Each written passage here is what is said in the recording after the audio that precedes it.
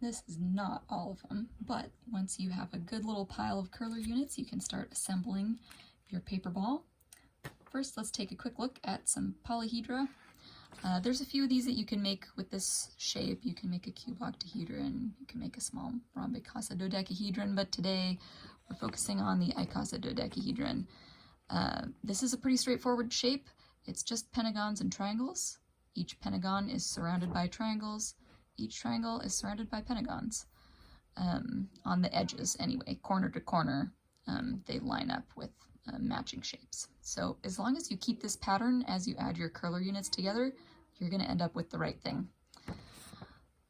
So let's get started. The way that they connect together is the curls spiral into each other. So you take two and just kind of push them together and spiral those curls together. Okay, so this will be the center of our first pentagon. You also connect the two on the outside edge, right? Let's take another one and add to the middle. Third piece of our pentagon, and then close up the edge here.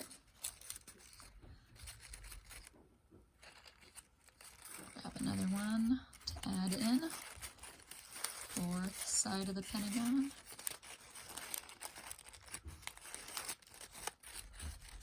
Okay, and we'll close up this edge here. All right, one more to squeeze in.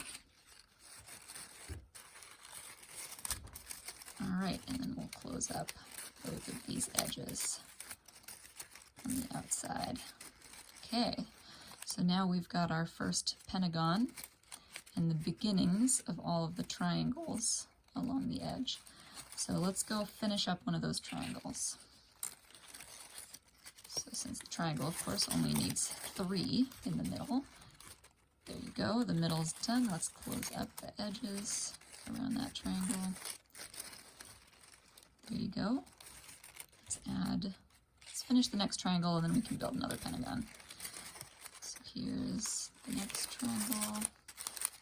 Spin that middle together. You'll notice that as I'm closing up the edge on the outside of that triangle, I'm beginning to form my next pentagon. And then here, we need to close up the next edge of that triangle. This is the part, it gets a little tricky to kind of wrap your head around, like, when am I making, you know, a shape, and when am I kind of closing up the edge of that shape and making the next adjacent shape. But just keep counting your points. You'll get there. So let's finish up this pentagon. All right, there's the fourth piece. Close up the edge. So we don't want to close up this edge yet because we need one more piece to squeeze in. There's the fifth piece. And then here, close up that edge. And here, we'll close up that edge. So there you go. Now we've got a good start, 2 pentagons, 2 triangles, and yeah, you'll just keep going like that until you get the final result.